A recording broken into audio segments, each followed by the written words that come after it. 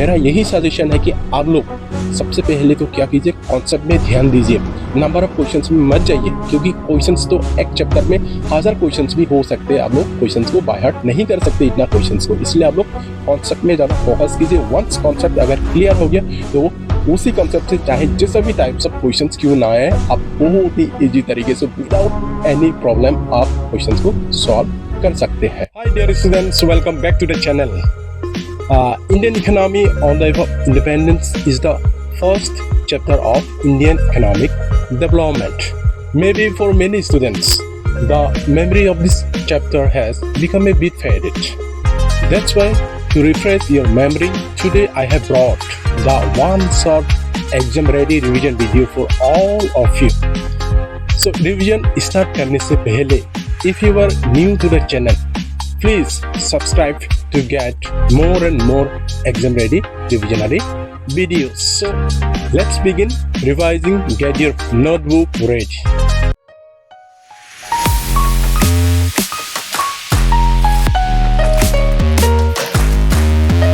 First of all, let's see the overall features of Indian economy on the eve of independence.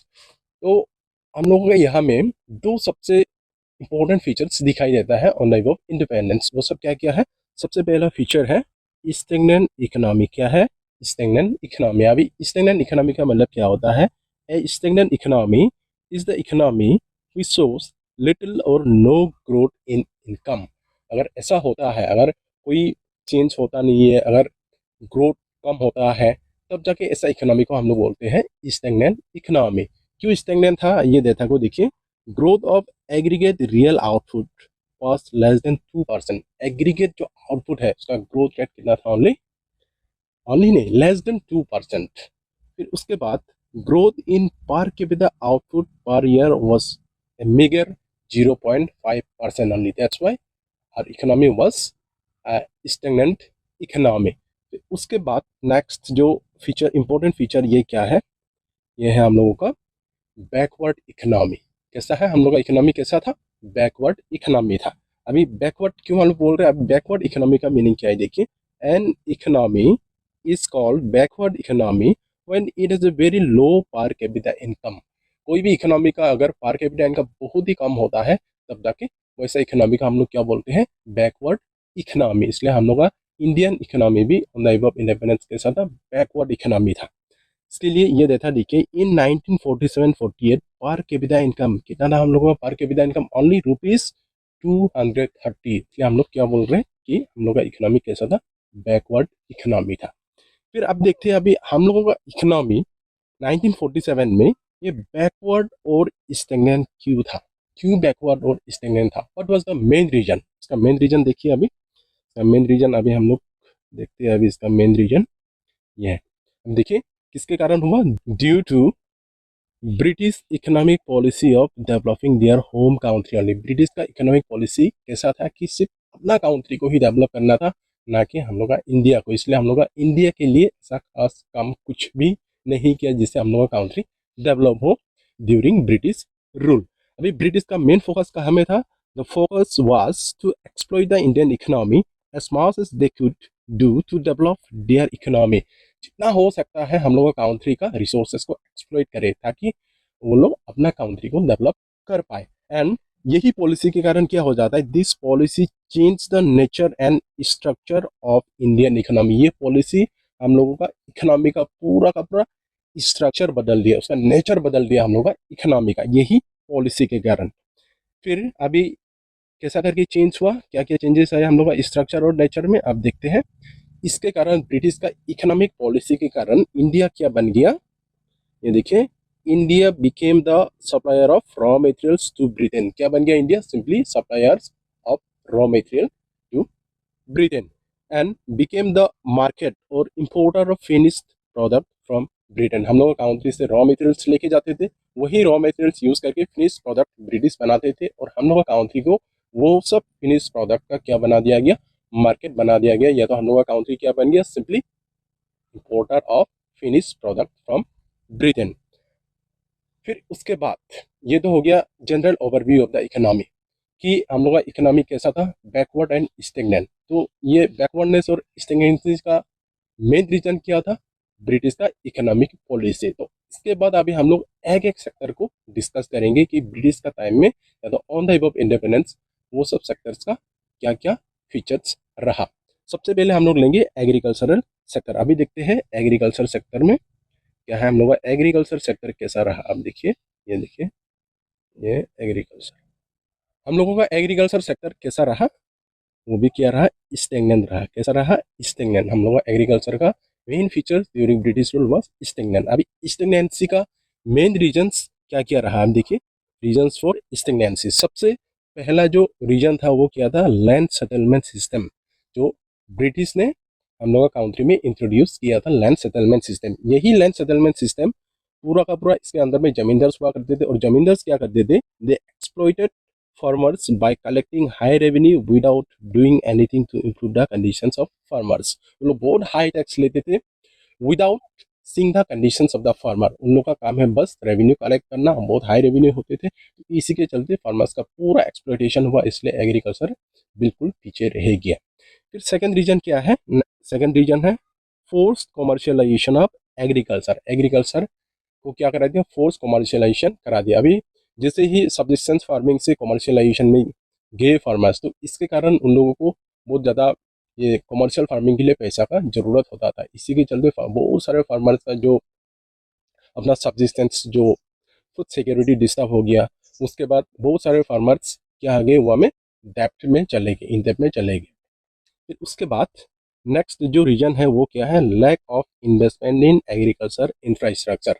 Agriculture infrastructure को develop करने के लिए कोई investment नहीं किया गया गवर्नमेंट के द्वारा।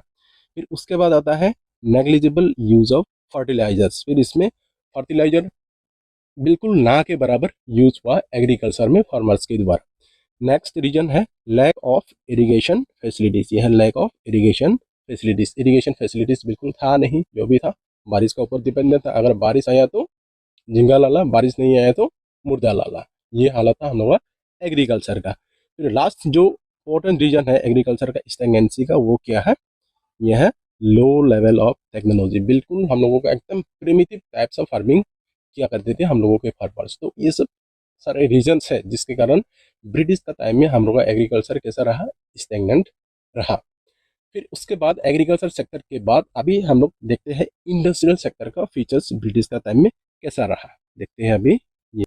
अभी in terms of industrial sector also India could not develop a sound industrial base. India एक अच्छा खासा इंडस्ट्रियल बेस डेवलप नहीं कर पाया ब्रिटिश का टाइम में। तो इसके पीछे का क्या रीजन रहा, क्यों स्ट्रॉन्ग इंडस्ट्रियल बेस डेवलप नहीं कर पाया। एक तो सबसे पहले हमें तो मालूम है ब्रिटिश का क्या कैसा था, ये डिस्क्रिमिनेटरी इकोनॉमिक पॉलिसी, सिर्फ अपना कंट्री का ऊपर ही ध्यान देते थे, लेकिन हम लोग का कंट्री को बिल्कुल ही इग्नोर करते थे हम लोग का डेवलपमेंट का। अभी स्पेसिफिक रीजन्स को देखते हैं कि हम लोग का इंडस्ट्रियल सेक्टर क्यों अंडर डेवलप रहा।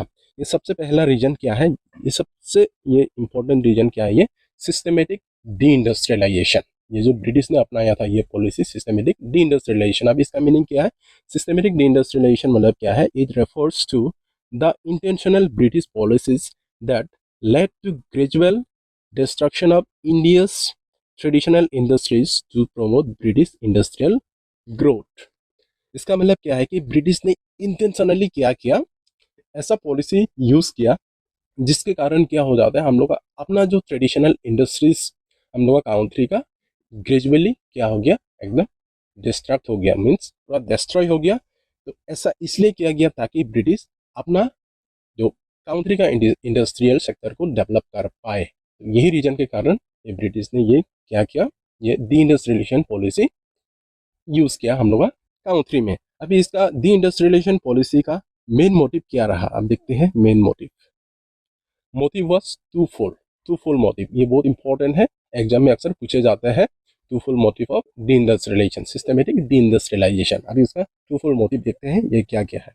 ये सबसे पहला मोटिव देखिए, to exploit India's wealth, raw materials and primary products required to fulfill the emerging needs of industrial revolution in Britain। उस टाइम में ब्रिटेन में क्या चल रहा था, इंडस्ट्रियल रिवोल्यूशन। अपना इंडस्ट्रियल रिवोल्यूशन का नीड्स को फुलफिल करने के लिए ये जो सिस्टमेटिक डी इंडस्ट्रियलाइजेशन का मेन मोटिव ये था कि हम लोग का जो प्राइमरी प्रोडक्ट और रॉ मटेरियल्स को जितना हो सकता है कि एक्सप्लॉइट करें और वो सबको अपना इंडस्ट्रियल रिवोल्यूशन के लिए यूज किया जाए। ये पहला मोटिव रहा। और सेकेंड मोटिव क्या था?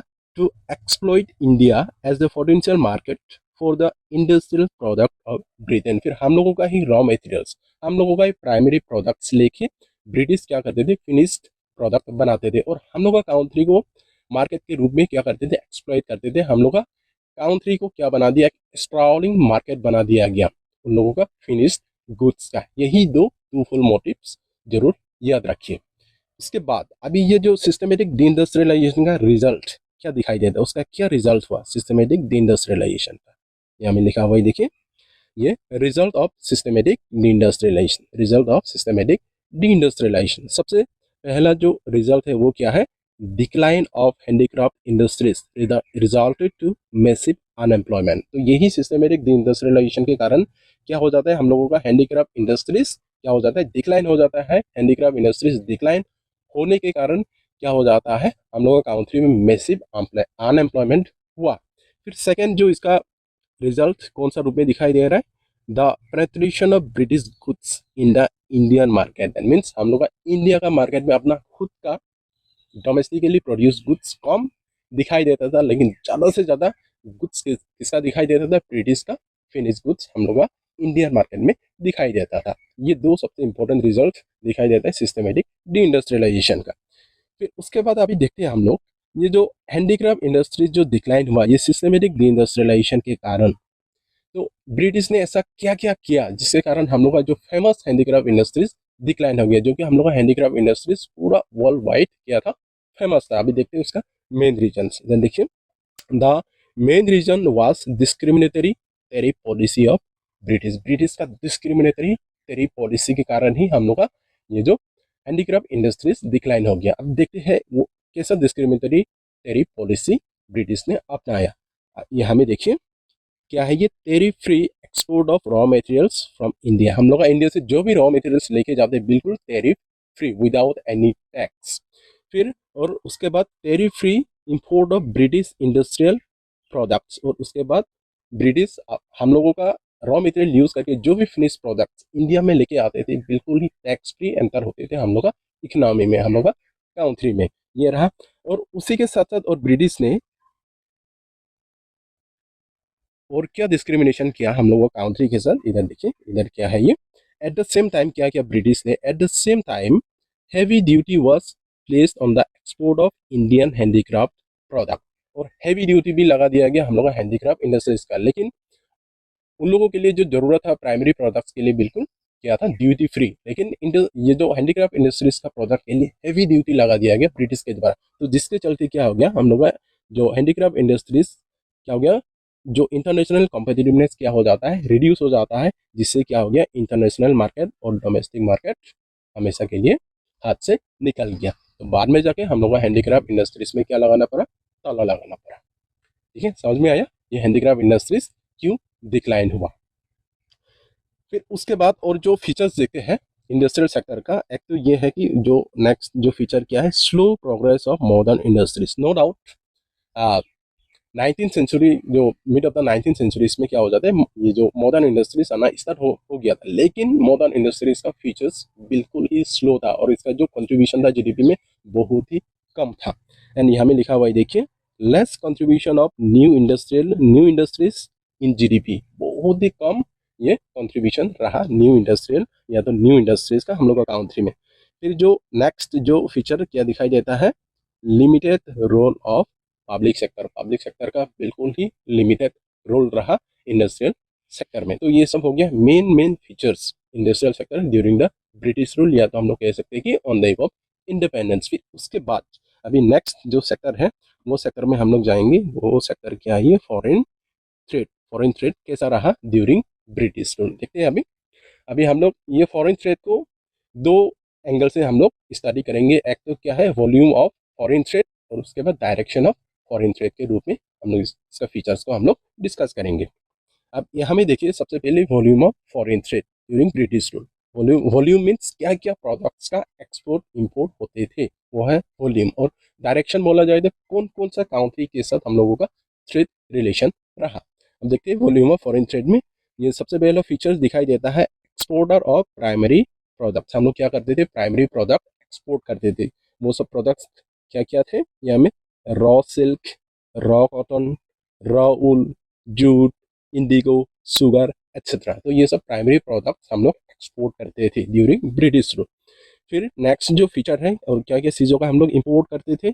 Importer of finished consumer goods, जैसे consumer goods, finished consumer goods हम लोग इंपोर्ट करते थे। वो सब क्या है? जो finished cotton, silk, woollen clothes and several types of capital goods, जो छोटे मोटे कामों में लगता है, वो सब कैपिटल गुड्स हम लोग क्या करते थे? इंपोर्ट करते थे। ये हो गया हम लोगों का वॉल्यूम ऑफ फॉरेन ट्रेड। फिर उसके बाद अभी हम लोग देखते हैं कि उसका डायरेक्शन ऑफ फॉरेन ट्रेड देखते हैं। अभी डायरेक्शन क्या है? डायरेक्शन में देखेंगे तो हम लोग क्या दिखाई देते हैं हम लोगों को? More than 50% of trade with Britain. जो हम लोगों का फॉरेन ट्रेड था, 50% से ज़्यादा किसके साथ हुआ करता था? हम लोगों का ट्रेड ब्रिटेन के साथ। फिर जो रेस्ट इसके साथ था, कौन कौन सा काउंट्री के साथ था? एक था चाइना, श्रीलंका एंड ईरान। ये सब काउंट्रीज के साथ हम लोगों का ट्रेड रिलेशन हुआ करता था ड्यूरिंग ब्रिटिश रूल। फिर नो डाउट हम लोगों का काउंट्री इंडिया ने बहुत सारा एक्सपोर्ट सरप्लस अर्न किया, एक्सपोर्ट करके बहुत सारा पैसा कमाया हम लोगों का काउंट्री। एक्सपोर्ट सरप्लस मतलब क्या है? Excess of export over import. लेकिन क्या ये एक्सपोर्ट सरप्लस हम लोग का काउंट्री इंडिया के लिए या तो इंडियन इकोनॉमी के लिए काम दिया या नहीं दिया? ऑब्वियसली नहीं दिया। तो यहाँ में लिखा हुआ है, देखिए, India earn trade surplus. No doubt trade surplus India ने अर्न किया, but it did not benefit India as it was used. अभी इंडिया को क्यों बेनिफिट नहीं हुआ ये एक्सपोर्ट सरप्लस का? क्योंकि ये जो एक्सपोर्ट सरप्लस का पैसा कहाँ में यूज़ किया गया था ब्रिटिश के द्वारा? कहाँ में? एडमिनिस्ट्रेटिव एक्सपेंसेस में यूज़ किया गया था, अपना एडमिनिस्ट्रेशन को चलाने के लिए। फिर उसके बाद कहाँ में यूज़ किया गया? एक्सपेंसेस ऑफ वॉर्स, क्योंकि ब्रिटिश अक्सर अलग अलग काउंट्रीज के साथ, अलग अलग प्रोविंस के साथ वॉर फाइट करते थे। तो वो सब वॉर्स का एक्सपेंडिचर को मीट करने के लिए वो एक्सपोर्ट सरप्लस का पैसा को यूज़ करता था। लेकिन हम लोग का इकोनॉमी को डेवलप करने के लिए वो सब पैसा बिल्कुल ही यूज़ नहीं किया गया। ठीक है। फिर अभी नेक्स्ट जो सेक्टर है वो क्या है? ये डेमोग्राफिक प्रोफाइल। डेमोग्राफिक प्रोफाइल के बारे में देखते हैं। Demographic profile means the things which are related to the population. Population से रिलेटेड जो भी चीज़ें हैं वो डेमोग्राफिक प्रोफाइल के अंदर में आते हैं। अभी देखते हैं ये demographic profile during British rule कैसा रहा। ये एक एक करके देखते हैं फीचर्स। अभी यहाँ में कैसा था? High birth rate. कैसा था? High birth and death rate. Birth rate भी हाई था और डेथ रेट भी हाई था। फिर इसमें देखिए बर्थ रेट 48 रहा पर 1000 और डेथ रेट 40 पर 1000। ठीक है। फिर उसके बाद सेकंड जो फीचर्स क्या दिखाई देता है? High infant mortality rate. Mortality rate बोलने से मतलब जो चिल्ड्रन जब जन्म होते हैं एक साल मतलब होने से पहले कितने जो चिल्ड्रन डेड हो जाते हैं उसे बोला जाता है क्या? Infant mortality rate. वो भी बहुत ज़्यादा हाई था। कितना था? 218 पर 1000। अगर 1000 बच्चे जन्म लेते हैं तो एक साल होने से पहले 218 बच्चों का डेथ हो जाता था। फिर उसके बाद नेक्स्ट आता है लाइफ एक्सपेक्टेंसी। लाइफ एक्सपेक्टेंसी बहुत कम था। कितना था ये? Only 32 years life expectancy. फिर उसके बाद लिटरेसी रेट भी कैसा था? Very low literacy rate. Overall कितना था? ओनली 16% था ओवरऑल, और उसमें से भी फीमेल का ओनली अबाउट कितना? ओनली 7%। फिर उसके बाद और हम लोगों का जो पब्लिक हेल्थ केयर फैसिलिटीज़ वो बहुत ही पुअर था ड्यूरिंग ब्रिटिश रूल। फिर उसके बाद आता है तो यही मतलब पुअर पब्लिक हेल्थ फैसिलिटीज़ के कारण क्या दिखाई दे रहा था? Air and water borne diseases दिखाई दे रहा था।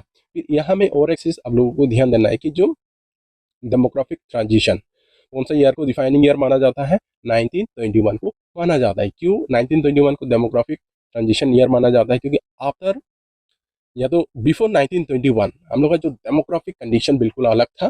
फिर उसके बाद 1921 के बाद टोटली चेंज हो गया हम लोग का डेमोग्राफिक प्रोफाइल। यही रीजन के कारण 1921 को क्या बोला जाता है? एक डिफाइनिंग ईयर, डेमोग्राफिक ट्रांजिशन बोला जाता है 1921 को। ये बात को हम लोग याद रखें। फिर उसके बाद नेक्स्ट अभी आएंगे हम लोग ऑक्यूपेशनल स्ट्रक्चर। ऑक्यूपेशनल स्ट्रक्चर मतलब क्या है कि अलग अलग सेक्टर में कितने लेबरर्स या तो वर्कर्स काम करते हैं। क्योंकि हम लोगों के पास 3 सेक्टर से primary, secondary and tertiary sector. देखते हैं कौन सा सेक्टर में कितने लोग काम करते थे। अभी ऑक्यूपेशनल स्ट्रक्चर का मीनिंग देखिए, distribution of working population across different sectors of the economy. यह है इसका मीनिंग। अभी एग्रीकल्चर में कितने लोग काम करते थे? एग्रीकल्चर में 70% से लेके 75% लोग काम करते थे एग्रीकल्चर में। फिर इंडस्ट्रीज में 10%, फिर सर्विस सेक्टर में कितने काम करते थे, 10% टू 15% ये सर्विस सेक्टर में लोग काम करते थे। फिर यहाँ में भी और एक जो इम्पोर्टेंट स्ट्राइकिंग फीचर क्या दिखाई देता है, रीजनल वेरिएशन दिखाई देता था ऑक्यूपेशनल स्ट्रक्चर में। वो क्या है, यहाँ में देखिए जो रीजनल वेरिएशन कैसा रहा, people increase working in agriculture in the parts of Madras presidency, Odisha, Punjab and Rajasthan, ये सब स्टेट्स में एग्रीकल्चर में जो नंबर ऑफ वर्कर्स इंक्रीज होता हुआ दिखाई दे रहा था उस टाइम में। फिर नेक्स्ट जो फीचर है, people increase working in manufacturing and service sector in Bombay and Bengal. तो जो मतलब जो वर्कर्स इंक्रीज हो रहे थे कौन से सेक्टर में, ये मैन्युफैक्चरिंग या तो जो इंडस्ट्रियल सेक्टर और सर्विस सेक्टर में इंक्रीज होता हुआ दिखाई, कौन सा पार्ट में दिखाई दे रहा था, ये बॉम्बे एंड बंगाल, ये सब पार्ट्स में दिखाई दे रहा था। ये हो गया another striking feature of our occupational structure. फिर उसके बाद अभी आएंगे हम लोग इंफ्रास्ट्रक्चर। अभी देखते हैं कि इंफ्रास्ट्रक्चर का कंडीशन कैसा रहा ड्यूरिंग ब्रिटिश रूल। देखते हैं अभी इंफ्रास्ट्रक्चर के बारे में। हम देखिए ये ब्रिटिश का टाइम में बेसिक इंफ्रास्ट्रक्चर डेवलप हुआ था।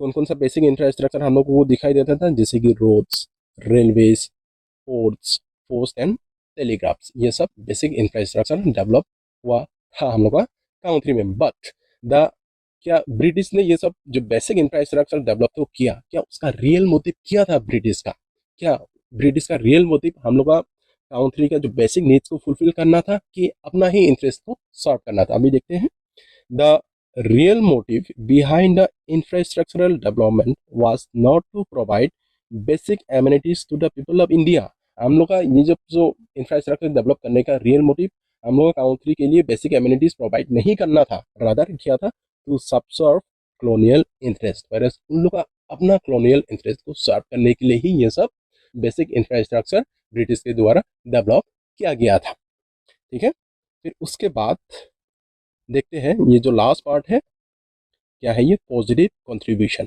तो ब्रिटिश ने बहुत सारा अच्छा चीज़ें भी किया, बहुत सारे खराब चीज़ें भी किया। हम देखते हैं सिर्फ खराब चीज़ों को देखने से नहीं होगा, क्योंकि ब्रिटिश ने हम लोगों का कंट्री के लिए बहुत सारा पॉजिटिव कंट्रीब्यूशन भी करके गया। तो वो सब कंट्रीब्यूशंस को देखते हैं क्या क्या किया ब्रिटिश ने। सबसे पहला जो पॉजिटिव कंट्रीब्यूशन वो क्या किया, ट्रांसपोर्ट फैसिलिटीज डेवलप किया। ट्रांसपोर्ट फैसिलिटीज के रूप में सबसे one of the important contribution क्या बोला जाता है, हम लोग का कंट्री के लिए रेलवे बोला जाता है। तो रेलवे इंट्रोडक्शन होने के बाद हम लोग का पूरा इकोनॉमी का स्ट्रक्चर चेंज हो गया। एक तो क्या हो गया, हम लोग का कंट्री लॉन्ग डिस्टेंस ट्रेवल कर पाया और कल्चरल बैरियर ब्रेक हो गया, ये रेलवे इंट्रोड्यूस होने के कारण हम लोग का कंट्री में। फिर नेक्स्ट जो पॉजिटिव कंट्रीब्यूशन क्या है, ये डेवलपमेंट ऑफ पोर्ट्स। पोर्ट्स बहुत बढ़िया तरीके से डेवलप करके गया ब्रिटिश ने। फिर नेक्स्ट जो पॉजिटिव कंट्रीब्यूशन क्या दिखाई देता है, the provision of post and telegraph services. जो आज के दिन में बहुत बढ़िया से हम लोगों को जो पोस्ट एंड टेलीग्राफ हम लोगों का सर्विस इंडिया में दिखाई देता है because of the contribution by the British. फिर जो नेक्स्ट इम्पोर्टेंट जो कंट्रीब्यूशन ब्रिटिश ने हम लोग का कंट्री के लिए करके गया वो क्या है, ये है left legacy of a strong and efficient administrative setup. जैसे आज के दिन में भी हम लोगों को कौन सा रूप में दिखाई देता है, IAS, इंडियन एडमिनिस्ट्रेटिव सर्विस के रूप में दिखाई देता है, क्योंकि ब्रिटिश का एडमिनिस्ट्रेशन बहुत ही स्ट्रॉन्ग था, इसलिए ये लिगेसी छोड़ के गया हम लोगों का कंट्री के लिए। तो इसलिए तो आज के दिन में हम लोगों का एडमिनिस्ट्रेटिव सेटअप इतना ज़्यादा अच्छा है और स्ट्रॉन्ग भी है। तो ये सब रहा important contributions made by the British. I hope आज का ये रिविजनरी वीडियो देखने के बाद आप लोगों का नॉलेज, आप लोगों का मेमोरी, आप लोगों का अंडरस्टैंडिंग अच्छी तरीके से रिफ्रेश हो गया होगा। तो ये अगर वीडियो आप लोगों ने अच्छे से देखा है तो एग्जाम में जो भी क्वेश्चंस ये चैप्टर से अगर आता है तो आप लोगों को सॉल्व करने में कोई भी प्रॉब्लम क्रिएट नहीं हो। तो आज का ये वीडियो आप लोगों को कैसा लगा कमेंट करके जरूर बोलिएगा। और जाते जाते मैं फिर से आप लोगों को याद दिला दूं कि आप अगर मेरा चैनल में नए आए हो तो प्लीज़ वीडियो को लाइक कीजिए और चैनल को सब्सक्राइब जरूर कीजिएगा। तब तक के लिए मिलते हैं और एक नया रिविजनरी इम्पोर्टेंट वीडियो के साथ।